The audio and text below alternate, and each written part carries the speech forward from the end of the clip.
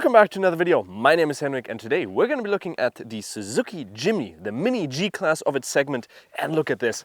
And that means we're going to take this thing off-roading because that is what it's meant for. So let's get right to it.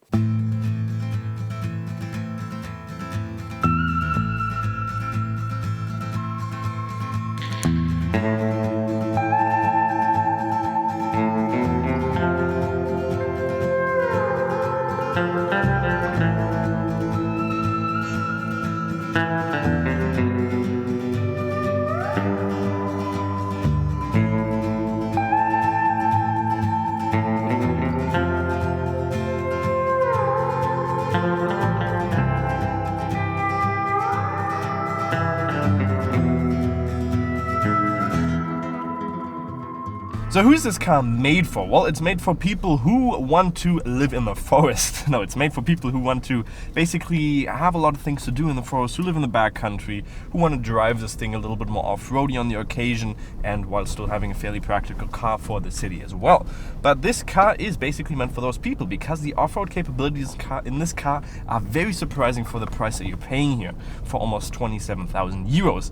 This thing has quite the good amount of capabilities. It does have a rigid axle axle on the front and the back, meaning if you drive over a little bit more bumpy roads, if one wheel of the axis is going to be in the air, the other one's going to have the full power and just spin a little bit to get you out of that situation, and just so you're not floating in the air and spinning that one wheel, not getting into your destination. But this is going to allow you to get very capable on here. Ground clearance of 20.5 centimeters, again fairly high. You have an approach angle of 36 degrees, you have a departure angle of 48 degrees and a breakover angle of 27 degrees, meaning also fairly comfortable when you're trying to approach something, trying to get on steeper hills, and it has a fairly big approach angle. That's going to allow you to be fairly comfortable in this car. On top of that, you also get a couple of different modes in here. For instance, you have the 2H, which is just going to be rear-wheel drive.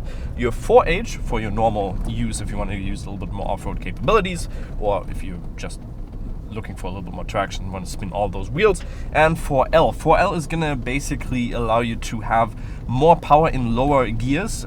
So it's basically like a sport mode, but you don't really want to use it as a sport mode. It's just meaning that if you're in the first gear, you're going to have your full power fairly quickly. Well, not full power, but very good amount of power, which is good for if you're trying to go uphill. And you're parked on the hill and then you're trying to get off the hill and you need quite a good amount of torque to get away from it and a good amount of RPMs. That's going to really help you with that, which is very, very nice. So let's test out the 4L. We're going to drive up that hill because it is fairly steep, and then we're also going to put that in there. We're going to park up there and we're going to put it into 4L and then try to take off from it because you can see it is fairly steep. So let's now press down, put it into 4L. That's going to turn off the traction control and also the collision warning, basically. Look at that, easily done. And you can hear, you're going to have to shift up and you can just hear that engine working a little bit harder now. If you listen to it, it sounds a lot different, but you're going to be, look at this. It has the power straight away, which is really, really nice. You'd love to see it. But yeah, that was easily, well, that was the steepest place that we had. And that was really well and easily done. So while we're here on the steepest section that we have, let's also test our hill descent mode. So if you press that, it should, or we gotta hold it, and there you go. You see that light on there. Let's see what it does. I haven't tried it, so I'm gonna be interesting to what it does. So if we drive a little bit faster, yeah, you can definitely tell it's gonna brake for you, which is nice. You can see traction control is also completely spinning here, which is interesting. But yeah, that's just gonna help you with that. If we can turn it off again, there you go. You can definitely hear it as well. It brakes for you, which yeah is okay. Just brakes. That's what it does. So it brakes for you. But yeah, the capabilities in here as well. You don't have any differential locks, so you can't change anything in that department. But otherwise, this car, look at that. Like, obviously we have the perfect condition right now for off-road, so we have basically the best amount of grip because there's no mud on here. We're gonna have a little bit of mud in a second, but still, if you get like off-road tires on here and you want to take this thing off-roading, this is gonna be like a really, really fun thing. And because it's so small, with a turning circle of 9.8 meters, you're gonna be able to even turn on the small section of this track, which just makes it really, really capable. And the other thing that you get on this, you can put the RPMs really, really low. You can see I'm below 1,000 right now, so I'm around 800 right now.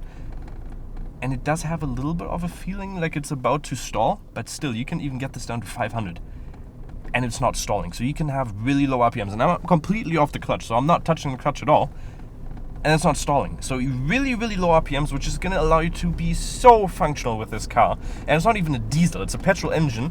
And that is surprisingly well made. This steering input is very, look, you can see I'm moving this thing very, very heavy, and it is very indirect. So you're gonna have to move this quite a lot to actually get to what you're wanting to get, which is good for off-roading, but in all, if you're using it on a daily driving basis, this is not gonna be very nice because it just requires a lot of input.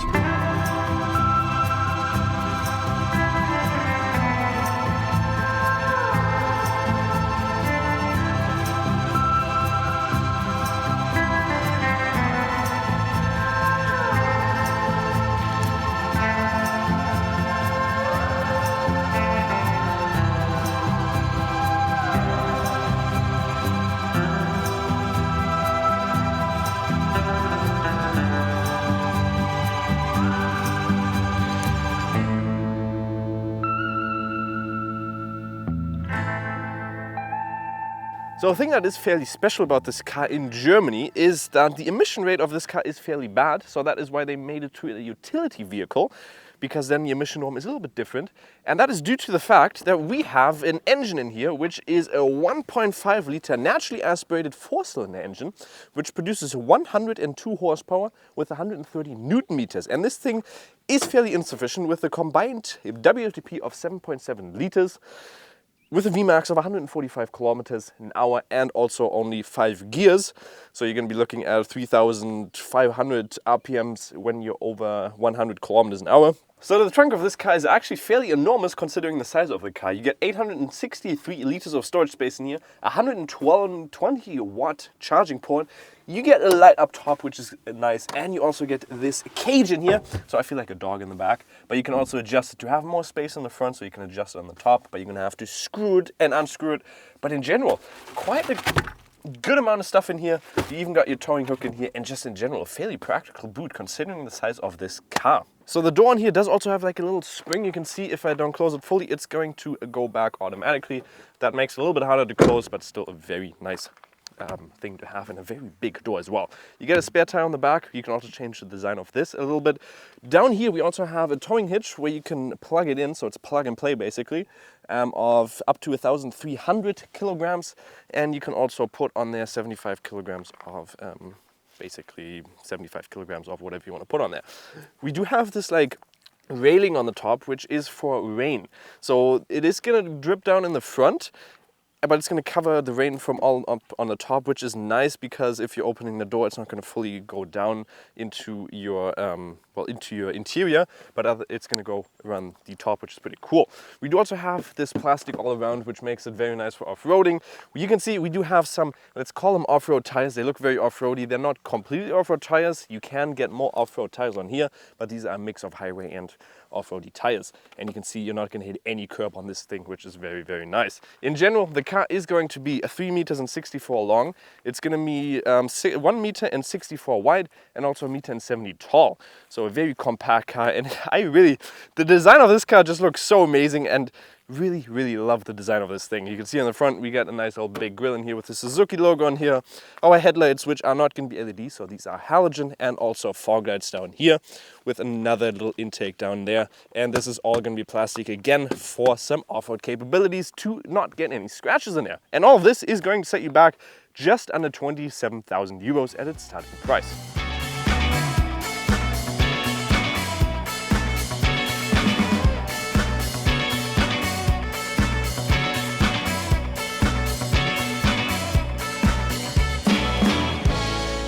So let's talk about the car while we're driving normally. The one thing that I did already talk about is the gearing ratio on here. As you can see, we're currently at 60 kilometers an hour. We're on the 5th gear, so the highest one, and we're almost at 2,000 RPMs. That means if you're driving on the Autobahn for a longer time, the consumption is going to be fairly high. If you're cruising at 100 kilometers an hour, you're going to be at 3,500 RPMs, and that's going to get the consumption up to around 10 liters.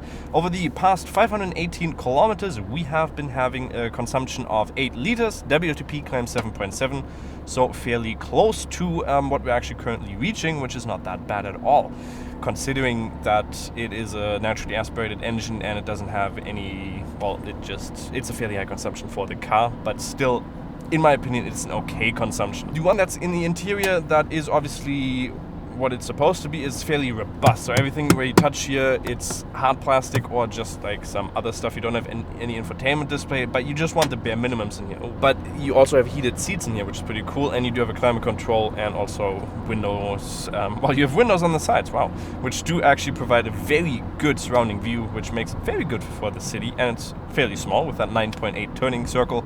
It is going to be fairly maneuverable around the city. You do also have a couple of assistant features on here. Well, not really that much, but you do have a limiter, and you do also have lane keeping, or not lane keeping assist, but lane assist, which only works in the sense that it warns you and vibrates your steering wheel and adjusts a little bit if you're going off the center of the road. But that's the only thing it does. And the safety features have an NCAP norm of 50%, and in general the car only has 3.5 stars. But you don't expect much more from it, to be fair. So it's not going to be the safest car, but compared to Dacia Spring, you're still going to be a little bit safer off. I'm just going to mention that. But in general, the ride quality here is actually fairly good. It's fairly, well, it just has that SUV feeling where you're going from side to side, and I like it. So what is my final verdict on the Suzuki Jimny? Well, especially if you look at it right here, it just looks like a mini G-Class, and that's what I really like about this car. The design-wise, I love it. Capability-wise also, there's nothing you can compare it in the same market. The only thing that comes close to it is basically a Dacia Duster, but that is not completely in the same niche as this car. So there's really nothing competitor-wise that I know of. If you know of any of them, let me know in the comments. But generally, a very practical, well, not very practical, but a fairly practical car, and a very nice car in my opinion. So hopefully you guys did enjoy the video. Make sure to like, subscribe. We'll see you next time, and bye-bye.